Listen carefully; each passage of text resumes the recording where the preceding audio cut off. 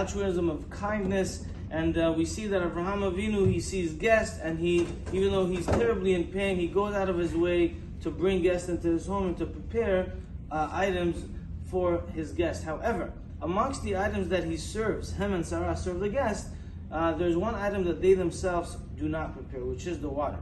Rashi explains, the pasuk says, Yukachna me'at mayim v'rachatzu raglechem. Yukachna means water shall be taken.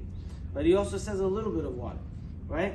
But when it came to the bread and the meat that they prepared for them, they themselves did it.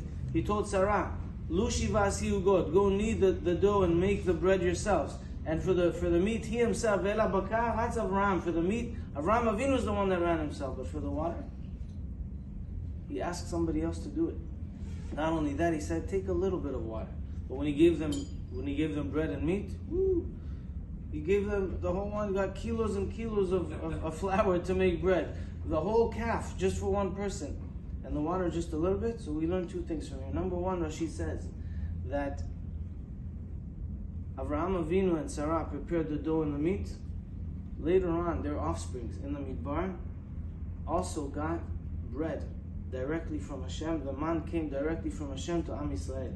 But since the water, they asked an emissary, they asked somebody else, a proxy, to do it for them on their behalf. Yukachna, let's get somebody please to help us with the water.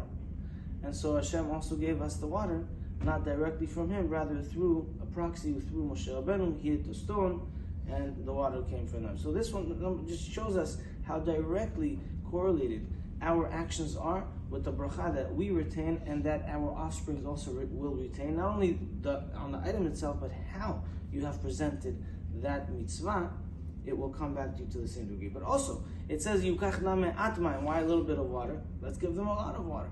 And so the answer is, says Rabbi Yoram Bergel, we learn two things. Number one, tzaddik. There's a differentiation between a tzaddik and a rasha, a good person and a person that a tzaddik, omer me'at v'oseh rabeh. You talk little and you do a lot. Take a little bit of water. Take a little bit of this. Take a little bit of that, and then they give you a lot. But a rasha, omer arbeh v'afilu me'at eno oseh. He says a lot, but even a little bit they don't do. I'll do this. I'll do that. I'll do that. I'll do that. On Yom Kippur, I'll finish the whole thing. I'll never do this again. I'll never do that again. But it's not realistic.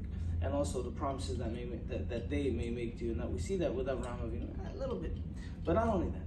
Since they're the ones that didn't take the water, they took the flour for the bread, they took the meat to give them to eat, but the water somebody else took. This comes to teach us, says Rabbi David Benchlouch, that when you're doing a mitzvah yourself, you could go all out. But don't put a strain on other people for the mitzvot that you want to do. You want to bring a guest into your home, you want to do everything the greatest way possible, no problem.